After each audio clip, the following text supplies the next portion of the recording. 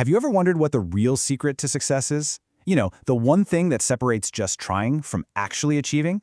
Well, it's not raw talent, and it's definitely not just luck. It's motivation, what some people call the royal road to getting pretty much anything done. So let's dive in and figure out what that really means. Okay, so picture this. It's a puzzle that teachers and parents see all the time, right? You've got two kids, they're equally capable, but the results are worlds apart. It's not about who's smarter. The real difference, the invisible force at play here, is all about motivation. And you know, the word itself gives us a massive clue. Motivation comes from a Latin word that literally means to move. It's that internal engine that doesn't just get you started, but it also steers you and keeps you going. It's the force that moves one student ahead while the other feels kind of stuck. So, how do we solve the mystery of our two students? Well, we start by uncovering a crucial secret. Not all motivation is created equal. There are a couple of different forces at play, and knowing which is absolutely key. And believe me, understanding these two forces can be the difference between a passing interest and a real, lifelong passion.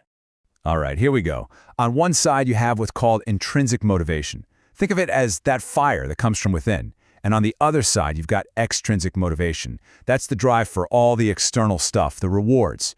Getting the difference between these two, it's everything. This chart just lays it all out perfectly. Intrinsic motivation, that's fueled by pure enjoyment. You know, like a kid who plays for the fun of it. It taps into our curiosity and our desire to get better at something. But extrinsic, that's all about the payoffs, the grades, the praise, the fear of getting in trouble. And just look at the outcome. Intrinsic leads to deep, long-lasting learning, while extrinsic, well, it often just gets you to the surface, and it disappears the second the reward is gone. So that leads to a pretty clear conclusion. That internal fire is just way more powerful. The source material says it plain as day. When it comes to creating learners for life, the real goal has to be to build up that inner drive, that desire to learn just for the sake of learning. Okay, so if intrinsic motivation is the ultimate goal, how do we actually build it? I mean, it doesn't just pop up out of nowhere. It needs the right kind of environment to grow. And that environment is often created by one key person. The teacher, or honestly, any kind of leader, is basically the architect of this whole environment. They're the ones who can spark that initial interest, set goals that feel achievable, and, this is a big one, appreciate the effort, not just the final grade. They become a living, breathing role model for what it means to be curious. And this just nails the ripple effect, doesn't it? An enthusiastic, engaged teacher is naturally going to inspire those same feelings in their students. It's such a powerful and direct link. And that teacher doesn't just do it alone, they build an entire ecosystem where motivation can thrive. So what does that look like? Well, it's a place built on mutual respect, where students feel totally safe to take risks without being afraid of failure.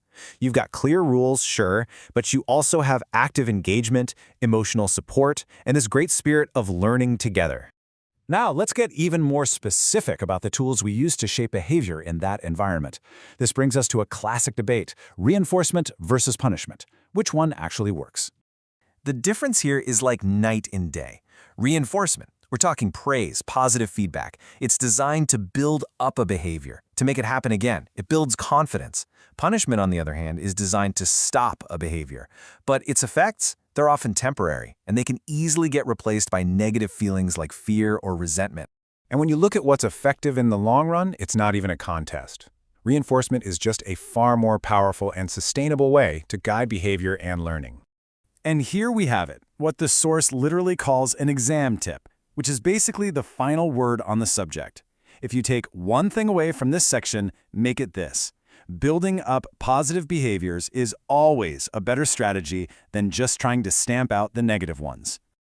So, let's bring this all together. We've defined motivation, we've looked at its two main types, and we've seen the tools you need to build it. All of these things are the key principles that lead to the ultimate goal: becoming a true lifelong learner. So here are the 5 core ideas we've covered. Think of it like this: motivation is the fuel, the teacher is the spark, a positive environment is the engine, reinforcement is the accelerator, and that internal intrinsic motivation, that's the destination: deep, meaningful, and learning that actually lasts. And now we can finally answer that question from the beginning. That student who learned so fast, it wasn't because they were smarter, it's because they were moved by an internal fire. The other one was maybe waiting for an external push. The difference wasn't in their ability, it was all about the why behind their effort. And that, of course, brings it all back to you. Because these principles don't just work in a classroom. They work in our careers, our hobbies, our lives. So I'll leave you with this challenge. Think about one external reward you rely on for motivation right now.